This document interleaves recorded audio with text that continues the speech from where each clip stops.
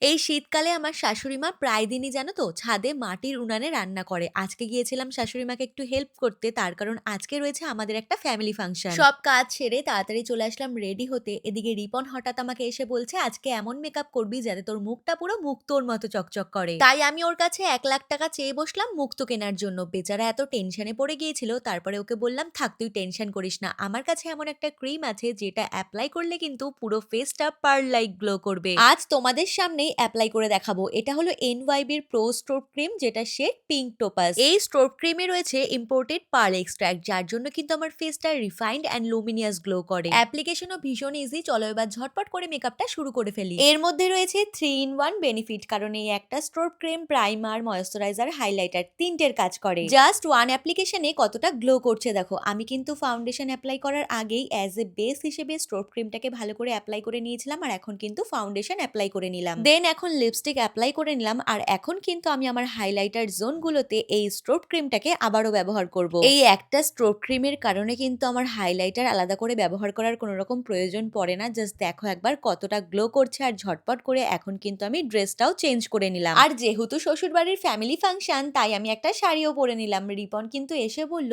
সত্যি আমার মুখটা নাকি পুরো মুক্তোর মতো চকচক করছে। এবার তোমরা কমেন্টে জানাও আমার ফেসটা পার্ল লাইক গ্লো করছে তো। আমি কিন্তু আমার এই সুপার ম্যাজিক্যাল প্রোডাক্টটা উপরে ট্যাগ করে দিলাম, তোমরা পারচেস করে নিও। বাই।